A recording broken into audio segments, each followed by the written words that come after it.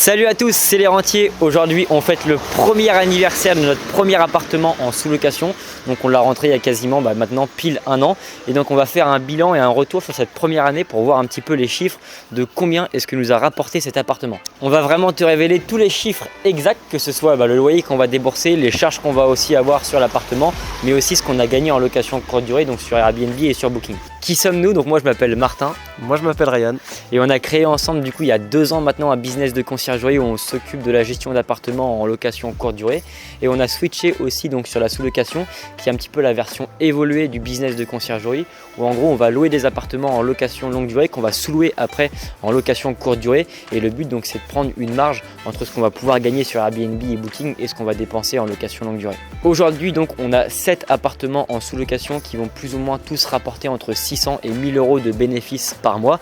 Et on va vous montrer donc le tout premier appartement qu'on a rentré il y a maintenant un an. Savoir combien est-ce que rapporte un appartement en sous-location, c'est bien, mais savoir aussi comment est-ce qu'on fait pour trouver un appartement rentable en sous-location, c'est mieux. Donc c'est pour ça qu'aujourd'hui on va t'expliquer aussi comment est-ce qu'on fait pour trouver des appartements rentables en sous-location. C'est parti, on va maintenant prendre la voiture et on va se diriger vers l'appartement. Ok, donc là du coup on se retrouve devant la façade de l'immeuble. Chose très importante à noter, Martin, c'est qu'on a une localisation assez exceptionnelle puisque comme tu peux le constater, là-bas se trouvent les dunes du Pilat, les vraies, ainsi que du coup la grande, la belle, la cathédrale de Notre-Dame. Voilà, ils l'ont montée ici sur Dieppe, donc c'est assez intéressant. Et donc on a une vue en même temps sur Bordeaux et en même temps sur Paris. Voilà, donc c'est assez intéressant. Là du coup ce qu'on va faire c'est qu'on va monter dans l'appartement et puis on va te montrer combien est-ce que ça rapporte un appartement en sous-location.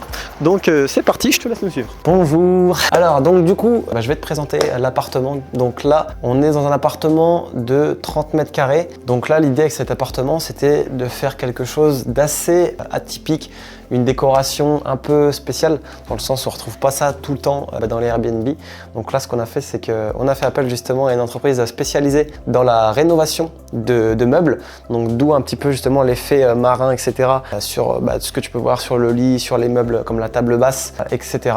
Donc là ici c'est une chambre salon, c'est-à-dire que à la fois tu as la télé, etc. Donc le côté salon avec la petite table, les 2 petits tabourets si jamais tu veux prendre l'apéro ou ce genre de choses, le petit lit également du coup, bien sûr, donc un grand lit même pour être confortable le soir. Donc là, comme je te disais, la magnifique vue sur la mer Noire. Donc c'est assez sympathique. Et puis donc là, on va se diriger du coup vers la salle de bain. Pareil, une salle de bain très jolie. Je sais pas ce que tu en penses, mais je trouve qu'elle a du goût. Donc là, on peut voir que ça a bien été lavé récemment par l'aide ménagère. On peut voir les chiottes qui sont bien bleues, comme l'appartement. Et donc là, on se retrouve dans la belle pièce, la cuisine. Donc pareil, une petite table pour bien optimiser la place. Pareil, de chaises-bar. Et puis voilà, donc c'est un appartement qui est vraiment très bien décoré, qui marche très bien en sous-location. Et donc là, ce que je te propose, c'est qu'on te parle de comment est-ce qu'on fait pour justement trouver un bien en sous-location, quels sont les critères pour avoir justement un secteur qui est intéressant. Donc c'est parti. Avant de te parler des chiffres, on va t'expliquer comment est-ce qu'on fait pour trouver un bien sous-location et surtout un bien rentable en sous-location, parce que des appartements en sous-location on peut en trouver partout, mais ce qu'on veut c'est trouver un appartement qui nous rapporte de l'argent. Donc là on va t'expliquer justement comment est-ce qu'on a fait pour pouvoir trouver cet appartement et comment est-ce qu'on l'a aussi sélectionné. Donc la première chose à faire, ça va être de trouver un secteur rentable. Donc pour ça tu vas pouvoir étudier ton marché avec différents logiciels. On peut s'aider d'Airbnb, on peut aussi s'aider de Booking, mais il y a surtout un site qui est très intéressant, c'est AirDNA, et c'est un site donc qui va référencer tous les biens sur Airbnb mais aussi sur Abritel et qui va lister justement ce que rapportent les biens qui sont présents donc sur tel secteur sur Airbnb.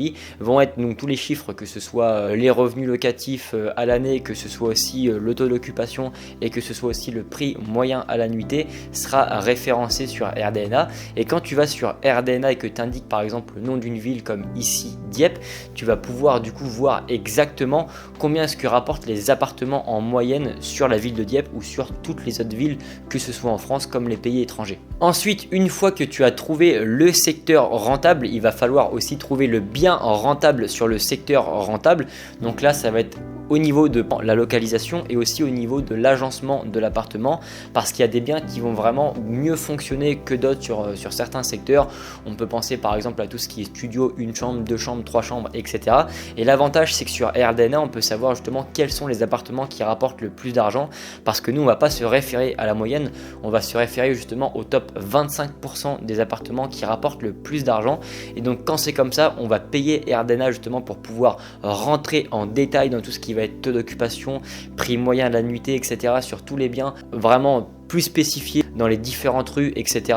du secteur. Et donc nous, ce qu'on a fait pour cet appartement, c'est qu'on connaissait déjà bien de base le secteur avec nos propres connaissances et avec notre business de conciergerie. Et donc après, on a fait une étude de marché qui est bien plus poussée et on s'est rendu compte que sur le secteur, là où on est, donc sur le bout des quais, sur la ville de Dieppe, et que les appartements type une chambre ou studio sont ceux qui fonctionnent le mieux. Donc c'est comme ça que naturellement, on s'est orienté vers un type d'appartement comme celui-ci. Donc ce qui est très intéressant avec Airdna, c'est qu'on peut quasiment estimer en précision les revenus locatifs d'un appartement en se basant sur ce qui se fait déjà sur le secteur. Et donc ensuite, on va lister tout ce qui va être charge, donc que ce soit le loyer en location longue durée, que ce soit aussi tout ce qui va être internet, tout ce qui va être aussi EDF, donc électricité, ça peut être aussi l'assurance d'un bien en sous-location. Donc il va y avoir pas mal de charges à lister, et une fois qu'on sait exactement combien est-ce qu'on peut gagner en location courte durée avec un bien sur un secteur, donc avec Airdna, et combien est-ce qu'on va dépenser du coup en location longue durée avec le loyer qu'on va payer au propriétaire plus les différentes charges. Là, on peut justement établir un ratio entre ce qu'on va dépenser et ce qu'on va gagner pour du coup pouvoir estimer les recettes locatives. Et donc l'idéal pour rentrer justement en sous-location après déduction de toutes les charges, nous on va se fixer un seuil de rentabilité de minimum 50%, c'est-à-dire qu'on va faire 50% de bénéfices par rapport à ce qu'on va dépenser.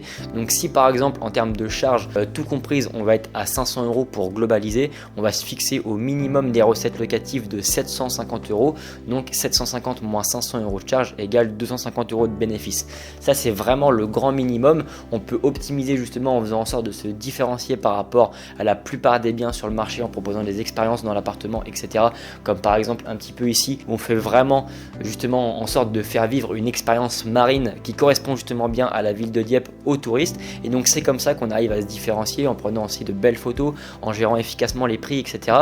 On optimise les différents paramètres de l'appartement, on arrive à louer plus cher plus souvent, et c'est comme ça donc qu'on arrive à dépasser le seuil de 50% de rentabilité. Donc maintenant que tu sais comment trouver un appartement en sous-location sur un secteur rentable, ce qu'on va maintenant voir, ça va être un petit peu les chiffres et surtout combien est-ce que cette sous-location nous a rapporté en un an.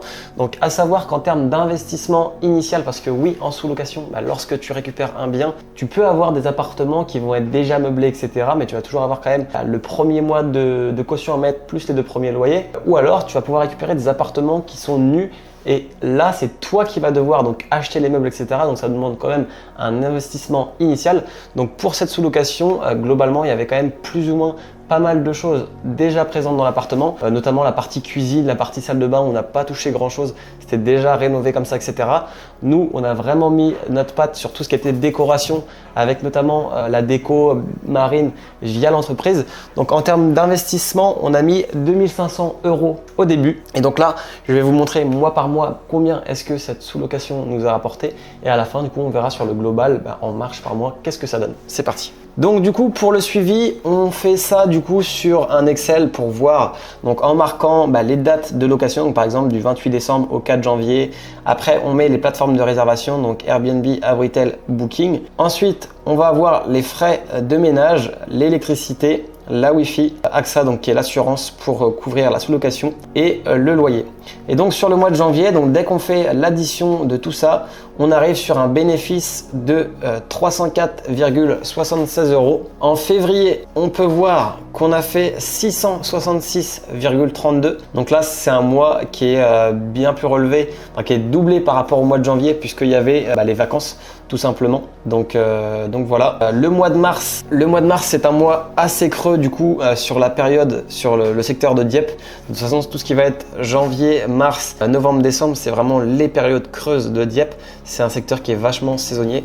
Donc là, on a fait 65,89 en mars. En avril, on peut voir qu'on a fait quasiment exclusivement que du booking. On a fait 385,74 de bénéfices. En mai, on est sur 457,93. En juin, 390,30. Là, à partir du mois de juillet, donc comme je vous le disais, c'est vachement saisonnier. Donc juillet-août, c'est vraiment les 2 mois phares de l'année. Donc là, on a fait 905,27 €. En août, on a fait 1288,47. Donc là, quasiment un SMIC avec juste une sous-location, c'est assez énorme. En septembre, du coup, 744,72. Donc là, pareil, on reste toujours sur la dynamique de l'été, mais ça commence petit à petit à baisser. Et donc là, on voit vraiment la différence à partir du mois d'octobre, où là, on redescend à 343,64. En novembre, on a perdu 3,20 €. Un mois vraiment très très calme. Et en décembre, on est à 211,19 €. Donc là, en termes de marge globale sur l'année, du coup, on est à 5761,03. En termes de marge par mois, on est à 480 € de cash flow, donc après toutes les charges payées. Et donc si on se dit 5761,03 moins les 2500 qu'on avait mis initialement du coup en termes d'investissement, sur cette première année en termes de cash flow, on a généré 3261,03. Si on divise ce chiffre par 12, ça fait 271 € de marge pour cette première année. Mais donc là, ce qu'il faut savoir, c'est que forcément l'investissement initial a réduit la marge qu'on pouvait faire par mois. Mais donc là, c'est un appartement qu'on a sur 3 ans. Donc là, les 2 prochaines années, justement, on va être entre 400 et 500 € de marge par mois. Donc c'est très intéressant. Et à savoir que c'est une de nos sous-locations les moins rentables entre guillemets, puisqu'on est quand même sur un petit appartement, il n'y a que 2 couchages. Donc quand on a des sous-locations où il y a justement 5-6 couchages, là ça maximise vraiment les revenus qu'on peut générer avec. Pour faire un petit récap de ce que tu as dit, Ryan, du coup avec cet appartement, en gros, grosso modo, on est à 500 € de bénéfices mensuellement, forcément avant impôt, parce que tout dépend de la structure sur laquelle tu vas être, donc que ce soit autant entreprise comme société. Mais 500 € par appartement, c'est quand même des revenus qui, je pense, sont quand même assez intéressants, sachant que c'est des revenus qui sont récurrents, parce que quand tu récupères un appartement en sous-location, tu vas le récupérer sur au minimum 1 an et demi, voire 2 ans. Et aussi, deuxièmement, ce qui est très intéressant, c'est que c'est des revenus qui sont assez élevés, parce que 500 € par appartement, il te suffit d'avoir 6 appartements pour pouvoir gagner justement 3000 € par mois. Et tu peux me croire sur ça, quand on met tous les process en place, que ce soit déléguer tout ce qui est entrée et sortie, le ménage, le linge, la communication, etc. 6 appartements en sous-location, ça va clairement pas te prendre plus que 30 minutes de gestion par jour. Donc des revenus qui sont confortables, on ne travaille pas beaucoup, on fait quelque chose qui est quand même assez intéressant, parce que dans l'immobilier, on va rencontrer pas mal de personnes intéressantes, des investisseurs, etc. Donc la sous-location, c'est vraiment un business qui est très intéressant quand on a les bonnes stratégies. L'avantage de ce business de la sous-location, c'est que c'est beaucoup mieux pour commencer que l'investissement immobilier, parce qu'on peut commencer clairement avec un petit capital. Nous par exemple, si on globalise tout, que ce soit au niveau des meubles, du loyer et aussi de la caution, ici grosso modo on a commencé avec un petit peu moins de 3000 €.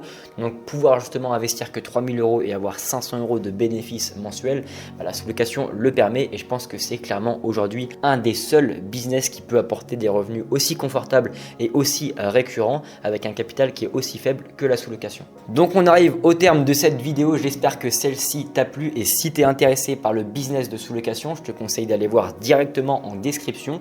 Il va y avoir un lien avec justement la formation gratuite sur le business de sous-location qu'on a créé avec Ryan, où on va t'expliquer tous les éléments qui sont très importants à comprendre justement sur ce business. Et si tu veux aller plus loin, sache qu'il y a aussi un lien Calendly où tu peux prendre un appel directement soit avec Ryan ou soit avec moi, et là on va répondre vraiment à toutes tes questions sur le business de sous-location. Et si tu es intéressé pour te lancer et pour pouvoir avoir les bons conseils et le bon process pour trouver les biens rentables, pour les mettre en location et pour toi aussi encaisser des revenus confortables grâce à la sous-location, on peut t'accompagner directement dans ce business. On arrive à la fin de cette vidéo, j'espère qu'elle t'a plu et j'espère que tu as compris comment est-ce qu'on peut faire pour trouver un appartement rentable en sous-location. Cette vidéo t'a intéressé, et si jamais tu veux nous suivre un peu plus longuement, parce qu'on partage quand même assez souvent des vidéos comme ça où on apporte pas mal de valeur, que ce soit sur la conciergerie comme sur la sous-location, je te conseille de t'abonner. Et si jamais tu as des questions, mets-les directement en commentaire.